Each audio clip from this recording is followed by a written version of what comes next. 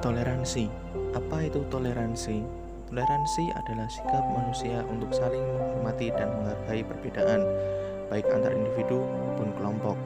Untuk menghadirkan perdamaian dalam keberagaman, perlu menerapkan sikap toleransi.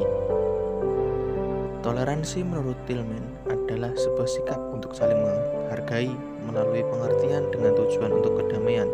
Toleransi disebut-sebut sebagai faktor esensi dalam terciptanya sebuah perdamaian. Menurut Mark Isaac Dimon, pengertian toleransi adalah sikap untuk mengakui perdamaian dan tidak menyimpang dari norma-norma yang diakui dan berlaku. Toleransi juga diartikan sebagai sikap menghormati dan menghargai setiap tindakan orang lain. Ada 3 jenis toleransi, yaitu toleransi beragama, toleransi politik, dan toleransi budaya. Kali ini saya akan membahas satu jenis toleransi saja, yaitu toleransi beragama.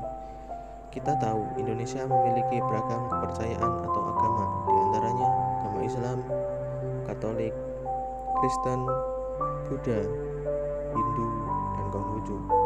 Dari sekian banyak agama itu, pasti ada yang namanya konflik. Beberapa konflik agama di Indonesia. Yang pertama, konflik antar umat beragama di Aceh. Aceh merupakan salah satu provinsi di Indonesia yang berjalan di bawah hukum syariat Islam. Bagaimana bisa? Ya, pemerintah memberikan peraturan spesial untuk Aceh agar tidak memerdekakan diri sendiri serta mendirikan negara khalifah seperti yang rakyatnya tuntut zaman dulu. Tahun 2015, kerusakan antar umat Muslim dan Nasrani sempat terjadi. Demonstran kubu Islam menginginkan pemerintah untuk membongkar beberapa gereja di Aceh. Korban pun berjatuhan. Beberapa orang dari kedua belah suku banyak yang terluka. 2. Konflik Poso. Berbeda dengan perselisihan agama di Aceh, konflik Poso pada tahun 2000 tidak berhasil dibendung. Permasalahan antara dua agama ini terjadi selama bertahun-tahun. Perselisihan politik itu awalnya terjadi karena masalah agama. Pada tahun 1990-an, Poso dipenuhi oleh penduduk beragama Islam.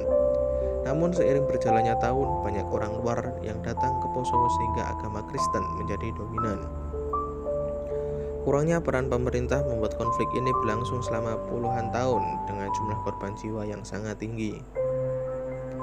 Perselisihan agama ini berakhir di tahun 2001 setelah adanya mediasi oleh mantan Wakil Presiden Indonesia, Yusuf Kala.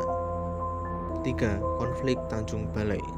Pada Sabtu, 20 Juli 2016, 11 wihara dan 2 yayasan dirusak oleh warga mengamuk di Tanjung Balai, Sumatera Utara. Menurut catatan pemerintah, jumlah kerugian mencapai lebih dari 3 miliar rupiah. Kerusuhan ini disulut oleh konflik agama antar umat Islam dan Buddha. Kabarnya sebagian warga Tanjung Balai merasa tersinggung setelah mendengar pemeluk agama Buddha berdarah Tionghoa protes akan kerasnya suara azan di sebuah masjid lokal. Belum lagi rumor seorang wanita yang melempar masjid dengan batu dan mengusir imam di dalamnya. Ada apa dengan Indonesia? Sebuah kekayaan berujung perselisihan, sebuah keberagaman berujung permusuhan. Perbedaan tidak lantas menjadikan kita kaku dan mengotak-ngotakan manusia berdasarkan ras, suku, budaya, dan agama. Apalagi membenci dan mengucilkan orang-orang yang tidak sepaham agamanya dengan kita. Perlu dipahami kembali nilai-nilai luhur bangsa Indonesia yang tertuang dalam Pancasila dan UUD 1945. Sila pertama yang berbunyi, Ketuhanan Yang Maha Esa, dan pasal 29 ayat 2 UUD 1945. Negara menjamin kemerdekaan tiap-tiap penduduk untuk memeluk agamanya masing-masing dan untuk beribadat menurut agama dan kepercayaan itu.